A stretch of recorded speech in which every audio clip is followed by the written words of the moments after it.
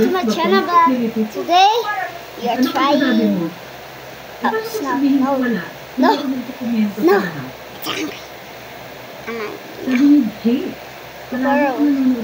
Lego hat. Well, this is actually my mom. So I'm trying seaweeds. Yeah, people are gone viral on this.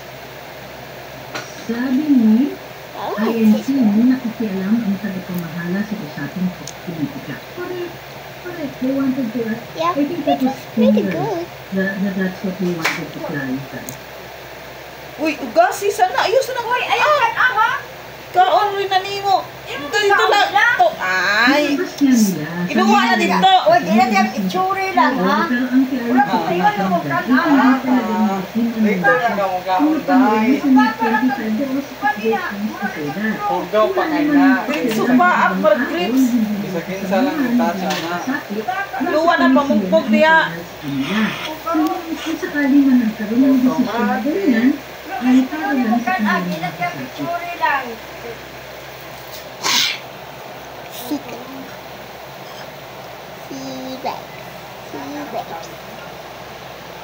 Sabi ni Ma'am Karen, sa dinami-dami ng members sa religion ni Pastor Q, they will demand the health status of the president for their numbers enough. But I like how they pop.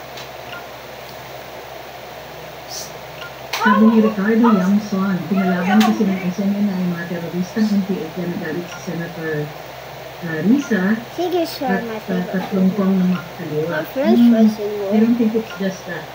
Kasama na yun. Kasama na po yun. Si Pastor Tibo sabi nun. But in addition to that, sinabi rin ni Pastor Tibo na kasama dyan ang kanilang paninira at pagdidiscredit. Hindi lang kay Pastor Tibo, ay himself very influential. Pero dahil nagpulis pa siya, so dating Pangulong Duterte at President Indonesia. That's my favorite food. Yes, PJ, merong membership sa YT. Go lang to the main page at may nakalagay doon na join. Yun na po yung membership. And they look like, sabi ni Jonathan Schultz, inaabangan kita lagi kasi yung sinasabi mo ng gagawin. Sabi ni, ang bilis ng kasundo ni BBM at Senado, agree agad ang Senado na humawak sa Chacha. It's kind of pretty good. Ganun eh.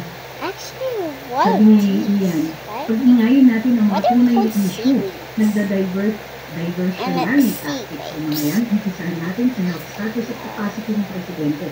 Dahil sa BBM yun. Correct. Okay, so, huwag natin kakalimutan. Tama siya eh.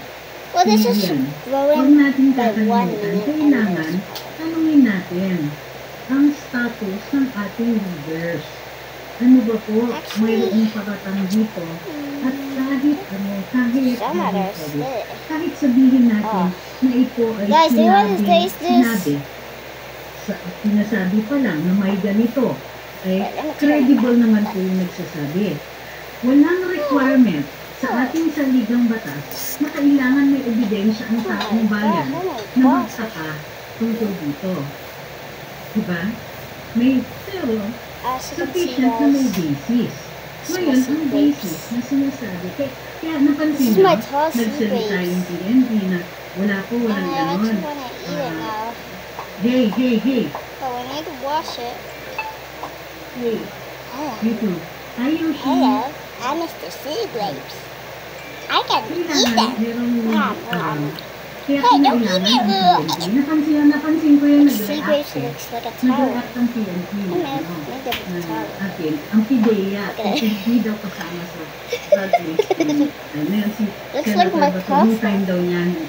This is for your pasta today. Wait a minute. This is not a pasta. Well, it is. May intel siya, may information siya about that, kung kaya't gumawa siya ng desisyon na hindi gawing miyembro ng kanyang gabinete si then former Senator BBM. So, pwede rin naman natin sabihin na if it is substantiated by something, Mr. President, I'd rather try one. Okay. So, kailangan pag-usapan natin ito. Kung may konting basis, may thesis ang presidente, ang dating Pangulo. Sabi niya, kung dating Pangulo ka, pag mayor ka, and remember, he said, dahil dati siyang mayor. Well, this is not. We put in water. We buy it. So, may time period yan. Yung time mo yun, alam niya na mayroong ganitong issue. Ngayon, may mga nagsilabasan. Nagsabi na, I know na at the time, kasi kasamahan ko sila sa mga sosyalan, na mayroong ganyan na drug use. So, hindi lang po si dating Pangulo ang nagsalita. Mayroon ng ibang mga nagsalita na mga kakilala niya. And therefore, meron ng basis, meron ng nagsasabi na ganito. Mr. President, ano po ba ang lagay ng inyong kalusugan? Remember before, si dating Pangulong Duterte, meron din mga issue na gayon. I'm gonna eat you.